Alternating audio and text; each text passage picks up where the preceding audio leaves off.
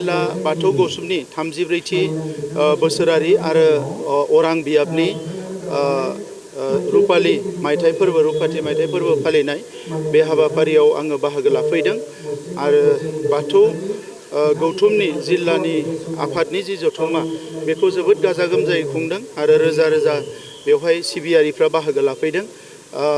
आंजों लोगोसे जोंनि इएम नीलत स्वर्गियारी बिथां जाय बे बानजायनायनि बानजायगिरि आरो गासैबो दैदेनगिरिफ्रा बाहागो लाफैदों। गिबियावनो आङो आफा बोराइ बाथौनि खाथियाव आरज गाबो जे जोंनि माहारिनि साफ्रोमबो सुबुंजों लोगोसे जोंजों रायजो जानाय गासैबो हारि माहारिखौ अराय सम आलो गोजोनै लाखिगोन बेनि थाखाय आङो आरज गाबो आरो बेजों लोगोसे बाथौ गौथुमखौ आङो साबायखर बावो। थांनाय गोलाव सम बिथांमोना खामानि मावनानै जोंनि हारिनि गेजेराव माखासे गेना गोरोन्थिनि जि थासारि एबा सरासनस्रा माखासे थासारिफोर जि सोलिबाय थादोंमोन जेरावनोखि जौ एबा बायदिसिना जिनिसफ्रा इनडिसिप्लिनफ्रा जायोमोन बाथौ गौथुमा गोख्रों जानाय लोगो लोगोनो जोंनि गामिफ्राव जोंनि रायजो जानाय गासैबो ओनसोलफ्राव जथेस्थ डिसिप्लिन जाबोबाय। जोंनि हारिनि मानसिफोरनि साननाय हनायफ्रा सोलायबोबाय आरो लेखा सोलोंनायनिफ्राय लानानै समाजनि गुबुन गुबुन बिथिङावबो जोंनि माहारिनि मानसिफ्रा गोख्रों जाबोबाय।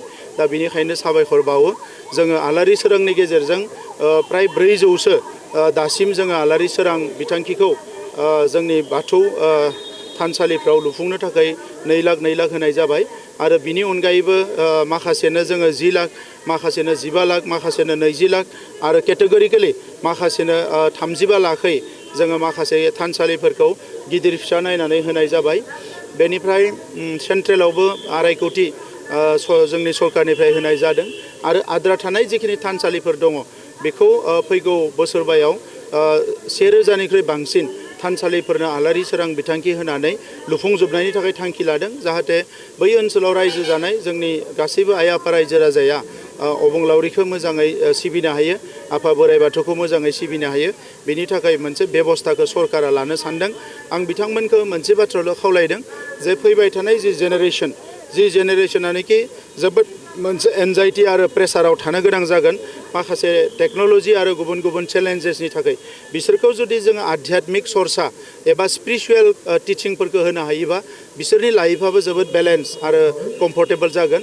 दा नंखायनो जिफोर बाथ्राफोरखौ टेक्स्ट बुकाव एबा फोरोंगिरिया फोरोंनाय जाया, समाजाव जों बोरैहाय रायजो जागोन, मोजां गाज्रिखौ बोरै बिजिरगोन, गोथों लामाजों बोरै दावगालांगोन, दा बेखौ धोरोमनि जेब्ला सरसा खालामो सावरायो बेवहायसो मोजाङै बुंनो हायो।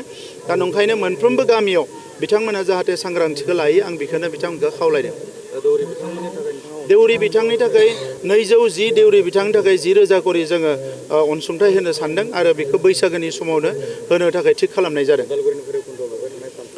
उदालगुरिनि भैरबकुन्दनि थानसालियाव 30 लाख रां होनाय जादों आरो बेवहाय गेस्ट हाउस लुनायनिबो बाथ्रा दङ। बेयो टुरिस्ट प्लेस हिसाबै दा बेवहाय जिखिनि दा जोंनिफ्राय होगोन बेखिनियाव बिथांमोना लुनानै जिखिनि आद्रा थागोन बेवहाय उनाव आरोबाव माखासे फान्ड होनाय जागोन जाहाथे बे सेन्टारखौ जोबोद मोजाङै डेभेलप खालामनो हायो। जों बर' हारिनि सासे सोद्रोमा हिसाबै जोबोद गोग्गानाय मोनदों जे थांनाय बोसोराव थेलामारायाव बिथाङा 50,000 बाथौनि आरज गाबनाय हाबाफारियाव बाहागो लानायाव बाथौ धोरोमनि सायाव गिबि बिबुंथि लाखिदोंमोन। नाथाय बिनि उनाव बिथाङा दाख्लैबावैल'सो एबसुनि जथुम्मायाव फैनानै जोबोद मोजाङै बाथौनि जि मोनबा तत्व आरो बाथौ धोरोमनि सायाव गेबेङै बिथाङा भाषण होलांदों आरो बिनि उनाव थांनानै दिल्लीयाव पार्लियामेन्टआवबो बिथाङा फिन गुबुन गुबुन आयदायाव बाथ्रा बुंनायजों लोगोसे बाथौ धोरोमखौ रायखांदों। दा आङो बिथांनो साबायखर बावदों आरो बेवहायनो जों बुजियो दा हादोर नाङैनो बर' हारिनि सायाव, जोंनि धोरोमनि सायाव, जोंनि हारिमु आसार खान्थिनि सायाव दिनै मिथिग्रा जाबाय, मानसिफ्रा मिथिनाय जाबाय आरो बेखौनो जों हास्थायदोंमोन। बड'फायाबो बेखौनो हास्थायदोंमोन गेरेमसा हारि दानाय आरो बुहुमनि सुबुं माहारिया जाहाथे बर' हारिखौ मिथियो बै लेभेलसिम लांनो थाखाय बिथाङाबो हास्थायदोंमोन आरो बेफोरो दायो मोनफा मोनफा जाफुंबाय आरो बेखौ नुनानै जोङो जोबोद गोजोननाय मोनदों।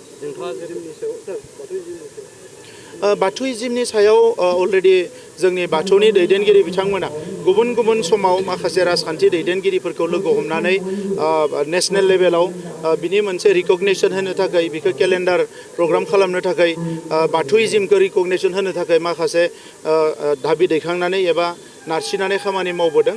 जों बावैसो हम मिनिस्टार बिथाङा फैनायाव बे खोथाखौ आरोबाव रायखांदों आरो बेजों लोगोसे जोंनि सानै MP बिथांमोनखौबो जोङो अलरेडि बे खामानियाव दायित्व होदों जे बिथांमोनाबो time to time prime minister आरो हम मिनिस्टारजों डिसकास खालामनानै जेरैखि जाया बाथौइजिमखौ जाहाथे नेशनेल केलेन्डार आरो नेशनेल लेभेलाव रिकगनाइजेसन लाबोनो हायो बेखौ जोङो खामानि मावगासिनो दं।